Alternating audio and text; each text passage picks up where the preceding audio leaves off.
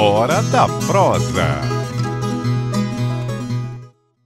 Pois é, no nosso Hora da Prosa de hoje, o nosso convidado já está aqui e olha, vou dizer uma coisa, está preparadinho para passar muita informação importante, extremamente importante para o setor sucroalcooleiro. A gente sabe da importância desse setor em nossa economia, principalmente na nossa região, que é cercada desse setor tão importante.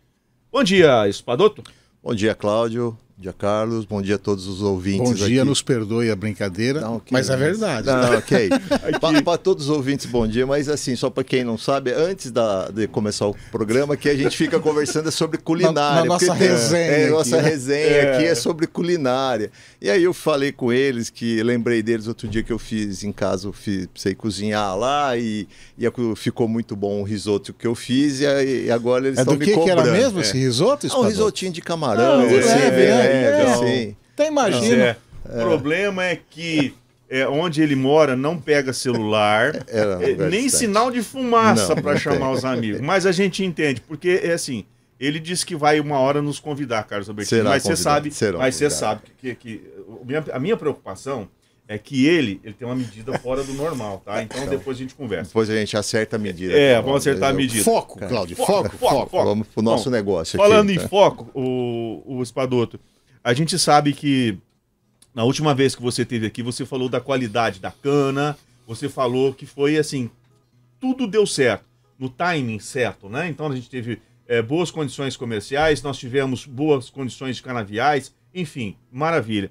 Como é que nós estamos começando essa safra 2023-2024? Temos as mesmas condições? Como é que você me posiciona esse início de safra? Bom, esse início de safra está indo muito bem a questão climática, né? Nós estamos aí com uma probabilidade altíssima, né, do segundo semestre de continuar com o efeito do El Niño. Todas as previsões meteorológicas estão dizendo isso. O que é o El Niño, né? El Niño significa a gente ter temperaturas um pouco mais altas com índices pluviométricos maiores. Então, tudo favorecendo para o desenvolvimento da cana. Então, nós devemos ter esse ano uma produtividade muito maior do que nós tivemos no ano passado, em torno de 15% acima do que nós tivemos, de 15% a 20%. Os últimos volumes considerável. Então, os últimos relatórios recebi ontem, saíram fresquinhos do CTC, né? Estão apresentando na média aí 20% do todo o estado de São Paulo de aumento de produtividade. A maior região com aumento de produtividade é a Araçatuba, e a segunda é a nossa região de São José do Rio Preto. Então, para a produtividade, para o agricultor, esse ano está indo muito bem. A gente espera uma excelente produtividade, as usinas todas estão com alta quantidade de cana, vamos dizer, a gente fala que está com o paiol cheio. Que legal. Então, esse ano vai ser um ano muito bom a nível de produtividade. Consequentemente, quando você tem índices pluviométricos maiores, chuvas mais regulares, você vai ter um pênalti aí no seu ATR, porque com a chuva, né, ele acaba caindo, a cana começa a vegetar, você leva um teor de impureza maior para a sua indústria, e com isso o teor de ATR deve ficar igual ou abaixo do ano passado, provavelmente. Então, assim, é um ano para o agricultor muito bom, porque são duas coisas que a gente não vê muito no setor. Preço bom e muita cana. Geralmente é uma curva invertida. Muita oferta. E esse ano nós estamos tendo exatamente nesse equilíbrio, né? Então, para o agricultor deve ser um ano muito bom. Que legal. Agora, a gente não tem como deixar de falar nesse bate-papo nosso aqui, falar um pouquinho de mercado, né? Falar de açúcar, falar de etanol principalmente.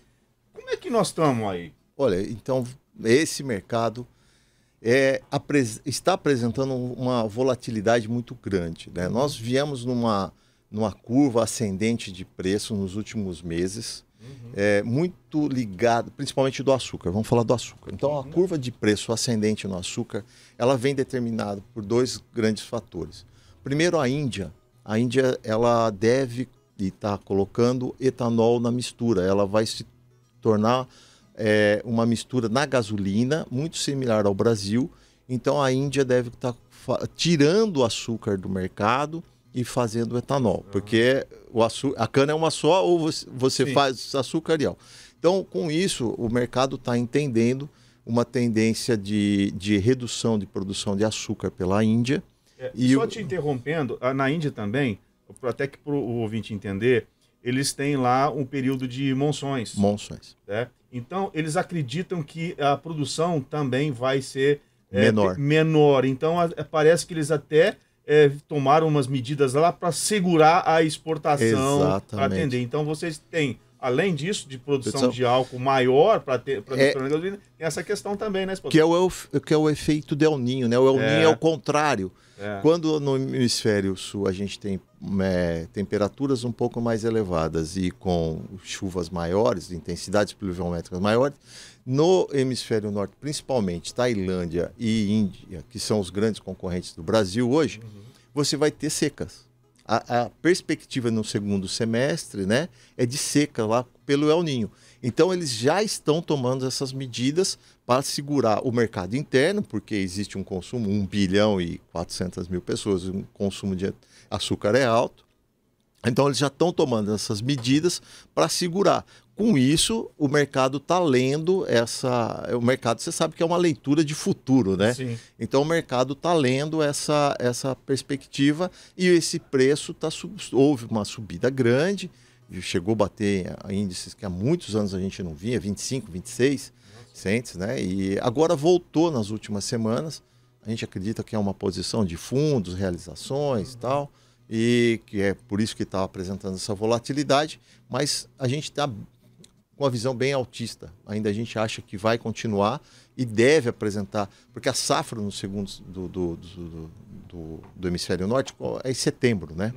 Então a safra do açúcar a gente mede de setembro a setembro. Então a gente acredita que no segundo semestre, com o efeito del Niño, que é a grande probabilidade mesmo, e de se realizar, da seca a gente volte a ter esses preços bons. Por isso que eu falo que o açúcar, há muito tempo a gente não via...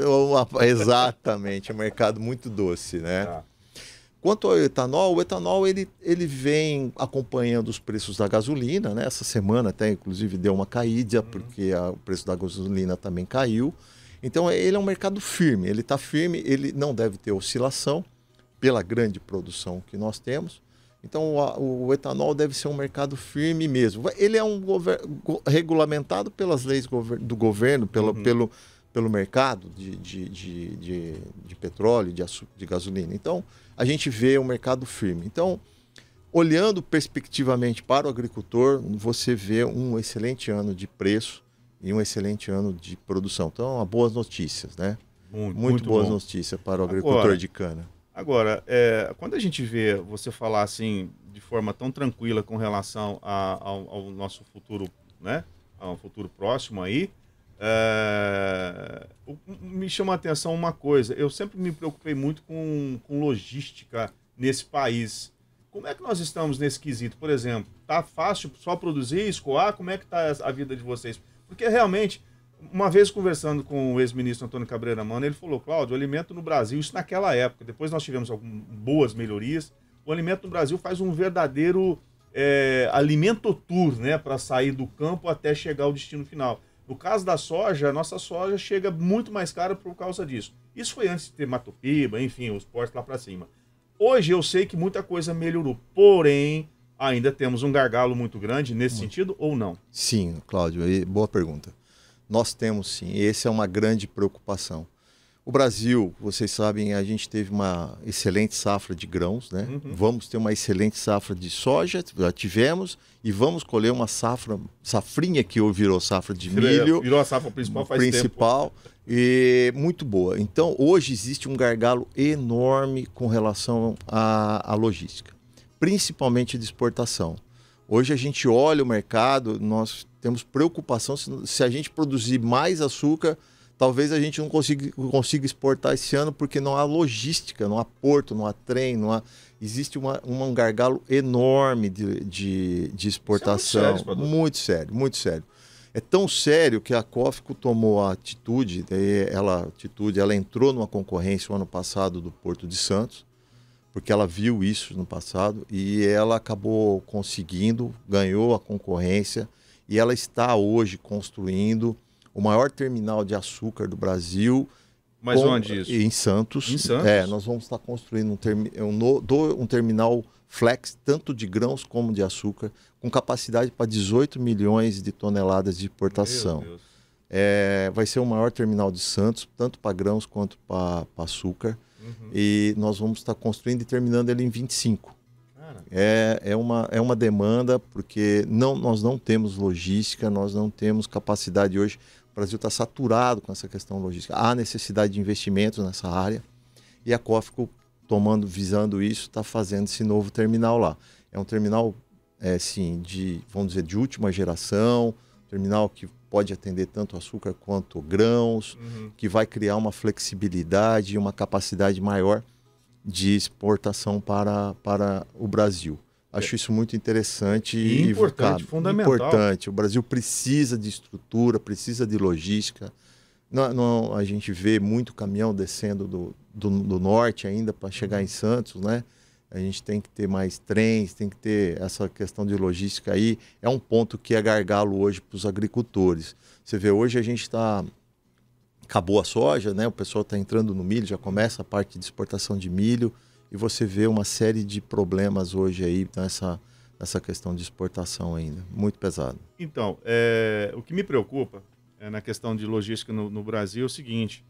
Nós temos que pensar que a nossa produção sai, porém, os insumos vêm de fora. A maioria dos insumos para todo o setor produtivo vem de fora. Nós temos muita coisa. Então, a qualidade da logística não é só na saída, mas também de entrada. Eu vejo que a nossa logística reversa, ela ainda é muito complicada. Então, nós precisamos, de fato, melhorar a qualidade, atualizar os nossos portos, né? A gente sabe, Xangai tem um porto espetacular, nós temos Tailândia com um baita de um porto, nós temos Holanda com um terminal portuário extremamente movimentado e importante. Nós temos alguns terminais portuários no mundo que, se não tivessem a qualidade que tem, a estrutura que tem, nós estaríamos na idade da pedra.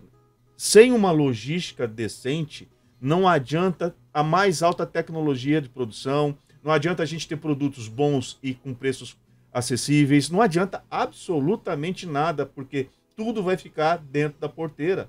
Exato. Tudo fica lá dentro. Exato. E aí, como é que faz? Como é que faz? Esse é o grande problema nosso, né? Você falou em Porto, em 2017 eu tive na China, a última viagem lá, e aonde a gente observou que os portos lá têm uma facilidade de crescimento no porto, há um incentivo a isso. Eu tive no oitavo maior porto da China. Ele é muito maior que o nosso porto de Santos. O oitavo? Oitavo.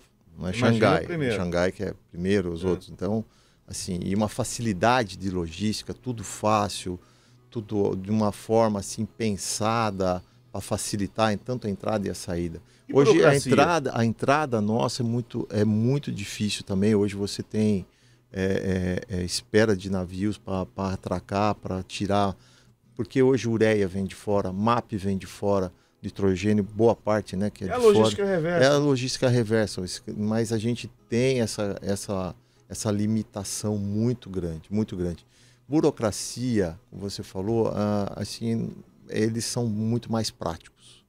O mundo aí fora é mais prático do que a gente. Então, eu acho que falta essa praticidade, né? Eu fico imaginando se nós tivéssemos essa praticidade, menos burocracia, mais vias de escoamento da nossa produção, né, com qualidade, por exemplo, uma malha ferroviária decente, a nossa hidrovia funcionando, mas não podemos confiar na hidrovia porque a gente pode ficar a pé num período de estiagem. Então, mas assim, a malha ferroviária nossa precisa melhorar e muito, justamente para dar essa tranquilidade para o nosso produtor. Eu acho que é um ponto que a gente tem que pensar bastante da malha, mas também a gente tem que enxergar onde estão os gargalos, Sim. Né? Hoje o grande gargalo, além da ferrovia, mas é o porto. Se você chegar lá e Sim. ficar com o trem parado, chegar e descarregar e embora. O que você ganha? A logística é em você perder menos tempo. entendeu? Então, o que faz logística hoje é você não ter o teu equipamento parado em nenhum momento, entendeu? Isso que tem que chegar, descarregar e voltar. Você tem uma informação, por exemplo, a carga que desce de caminhão, por exemplo, o açúcar que desce de caminhão, quanto tempo demora para descarregar? Quanto tempo um caminhão fica na fila ou não? Não tenho agora de cabeça esse número, eu vou ficar devendo para você. Eu já tive notícias há uns anos atrás, esse caminhão ficava quase uma semana. Não, hoje é muito mais rápido. Hoje você tem situações lá que são rápidas. Um caminhão desse deve ir e voltar. Na semana ele vai e volta. No máximo, não deve ficar muito tempo. Bastante. Eu não peguei esse dado com o pessoal da logística, peço desculpa, mas eu posso na próxima trazer com você. Mas eu acho que deve ter melhorado mesmo, Espadoto, porque é o seguinte, a gente percebe que, principalmente quem trabalha aqui na região, com frota aqui na região, tá fazendo esse caminho mais rápido. Bom, Espadoto, a gente está quase no final aqui. Eu queria que você deixasse aqui, principalmente, uma mensagem rápida aqui para o nosso produtor regional, para o teu fornecedor, para quem consome, para quem consome o produto produzido aqui. Dá o seu recado, porque eu acho que é muito importante. Eu acho que o principal recado que a gente tem que dar para o produtor hoje é que nós estamos no momento de compra de fertilizantes. O fornecedor tem que olhar com muita atenção, que nós estamos hoje... Agora é a hora. É a hora de comprar fertilizante para baixar custo. Porque, como nós trabalhamos com commodity, da porteira para fora, o nosso preço é dado. Nós não controlamos o preço da porteira para fora. Nós, produtores, o que importa é da porteira para dentro, é trabalhar custo. Então, acho que meu conselho para todo agricultor, não importa se é de cana, se é de café, se é de laranja, seringueira, se é da indústria, não importa. Agora é hora de você pensar e correr atrás do seu fertilizante. Faça seu RED, faça seu fertilizante para dentro, porque nós estamos tendo aí seguidas semanas de baixa de fertilizante. Então é o momento dele pensar em trazer isso para dentro, em baixar o custo dele, para ele o ano que vem, ele captar esse preço ainda, que deve continuar alto, com custo baixo, e aí a margem dele ser uma margem melhor. Entendeu? Então agora é a hora, né? Agora é a hora. Legal. Façam suas apostas, tragam seus fornecedores, negociem com ele, que está muito bom esse momento. Bom, pessoal, tá aí a dica. Agora é hora de você buscar o fertilizante de fora, fazer a sua programação, compre a mais o que você vai usar, porque é o seguinte, nós tivemos um incremento aí, inclusive a gente está observando que está aumentando a procura por fertilizantes. Nós tivemos uma diferença de preço, já temos uma diferença de preço muito diferente em relação à safra passada e a outra, principalmente a de 2 anos atrás.